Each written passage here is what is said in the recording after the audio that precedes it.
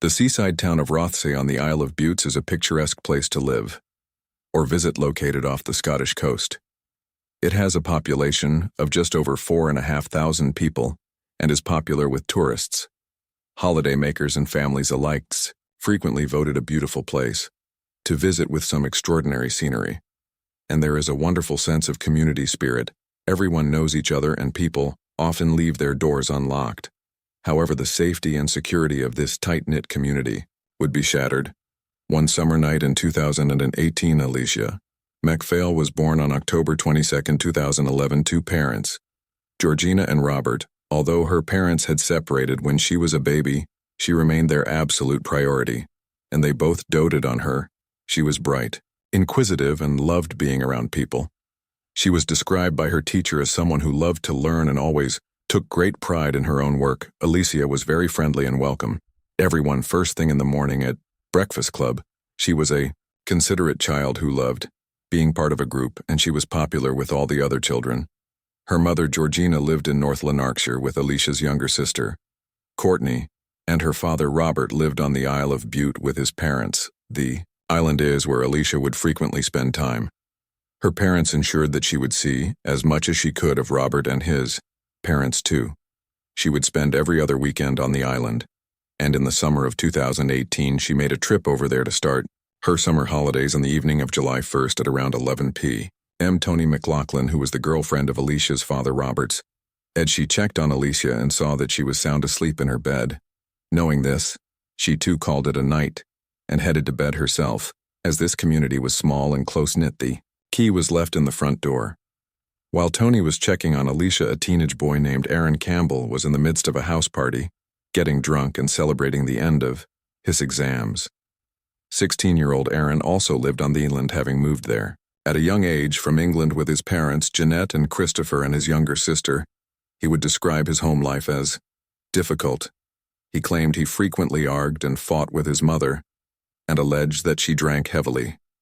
His father was often absent due to his line of work. However, people that know the family disagree and say that both parents were very kind and loving. Aaron Campbell on the surface was a popular and seemingly charismatic young man. He even had his own YouTube channel. Guys, it's Aaron Campbell here again for another video. I just wanted to say thank you very much about these subscribers.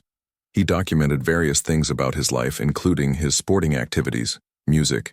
As he got older, he began dabbling with drugs and alcohol, and having darker and more extreme thoughts and impulses, such as fantasizing about rape, and he even went as far to say he might kill one day for the lifetime experience. He had a history of self-harming and depression, and was even entered into a rehabilitation program for starting fires. The party was being held at Campbell's house, and as it continued into the early hours of the morning, his behavior began to change. It resulted in him having an argument with his mother, telling people he felt suicidal and saying he just wanted to get stoned. Using Facebook Messenger, Campbell tried to contact Tony, attempting to buy drugs. According to the Facebook messages, there had recently been a falling out between Robert MacPhail and Aaron, with Aaron alleging the quality of the cannabis wasn't good enough. Failing to get hold of Tony, he decided to head to their house, which was only a few minutes' walk away. With him, he took a kitchen knife. As Alesha's grandfather, Callum, woke up for work at 6 a.m., he went to check on his granddaughter but found her bed empty. He immediately alerted Robert and Tony, who subsequently contacted the police. Upon checking her phone, Tony saw them missed calls and messages from Campbell and attempted to call him back. He messaged her back saying it didn't matter anymore, with several laughing emojis. She quickly told him that Alesha had gone missing, and he replied, "Oh damn, I'm sure she's not went too far." Later that day, Aaron would send a Snapchat out to his friends with the caption, "Found the guy that done it." It's not uncommon for communities to band together when cases like these arise, and Rothesay was no exception. A huge manhunt began. Members of the public, a helicopter, and the Coast Guard joined the search, and police for more help was sent out via Facebook shortly. After the search began, they found what they were looking for at around 9 a.m.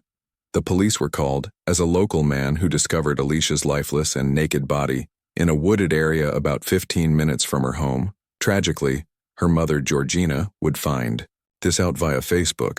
The autopsy concluded that Alesha had sustained 117 injuries, and the pathologist would refer to these injuries as catastrophic. The 21st of July, Alesha's funeral washled, with hundreds of mourners in attendance, one of the people.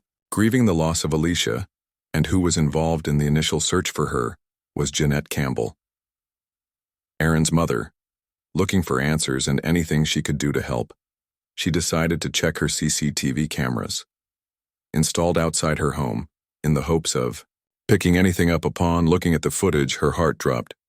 She watched her own son entering and leaving the house twice. Around the hours Alesha was believed to have gone missing. Music. After asking him about this, she decided to turn the footage into the police as a way of eliminating Aaron. The police brought Aaron Campbell in for questioning as a witness, but he remained calm and collected, showing no signs of any wrongdoing. He told them he was simply heading out to buy cannabis. As part of the interview process, the police looked into Campbell's phone, which began to show the true horrifying picture. They uncovered the Snapchat he had sent out, the Facebook messages to Tony, and evidence that he had been Googling how DNA would be uncovered. At a crime scene following these discoveries, they would match Aaron's DNA to the DNA found on Alesha's body. The chances of it being anybody else were more than 1,000,000,000 to 1. He was swiftly arrested on suspicion of murder and charged the following. At first he answered no comments, but later he would claim that he and Tony had been pursuing an affair, and that after having sex in the garage that evening she had saved the condom and planted his DNA at the murder scene. After more interrogations, the horrors surrounding what had really happened that night to Alesha MacPhail were becoming clear. At around 2 a.m., Campbell entered the unlocked home belonging to Robert M. MacPhail and his parents. Initially, he claimed to steal drug. However, he found 6-year-old Alesha asleep. He would later tell a psychologist that once he saw her, all he thought about was killing her, referring to it as a moment of opportunity. He picked her up and left. Alesha began to wake up after a short time and asked him what was happening, told her he was a friend of her father's, and even gave her his t-shirt to keep her warm. The events that transpired, and nothing short of horrific. Alesha was raped and brutally murdered. Campbell then threw her clothes into the sea and dumped her naked body in the woodlands before heading home. To have a shower and clean off any evidence, he returned to the murder scene a short while later to retrieve his phone. When it came time for him to enter his plea, Aaron Campbell pled not guilty. The trial began in February 2019 with Judge Lord Matthews presiding. Campbell's behavior would shock the courtroom. His lack of remorse showed. Ash struggled not to laugh as the evidence was being presented. He would eventually say he was quite satisfied with the murder and appeared to revel and take pride in what he had done. Following a conversation with a psychologist, Aaron Campbell would finally admit to everything shortly before his sentencing. The trial lasted 9 days and the jury took just 3 hours to find him unanimously guilty on all counts. Aaron showed no emotion as the jury fed back their verdict because he was under the age of 18. At the time he was found guilty, his name and images were not printed. Media outlets argued it was in the public interest to know, and as a result, for the first time in Scottish criminal history, Judge Lord Matthews agreed to reverse the naming restriction.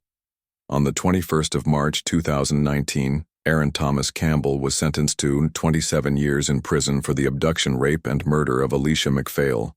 The sentence would later be reduced by 3 years after Campbell made a successful appeal. Upon sentencing, Judge Lord Matthews described Campbell's arrogance and callousness as breathtaking and spoke of the profound effect the crime had had on the island's community. You went into the house and then her bedroom. You removed her from there and took her to a secluded spot where you violated and murdered her in the most brutal fashion.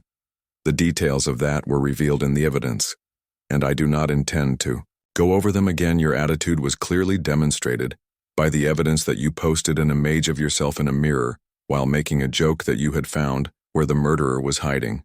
The arrogance and callousness of that is breathtaking. Thanks to the dedication of the police and forensic scientists ably assisted by members of the public, such as those who came forward when they found articles of your clothing on the shore, you were eventually brought to justice. Not once during the trial did I detect a flicker of emotion from you, and that was also the experience of the professionals who interviewed you for the purposes of the reports.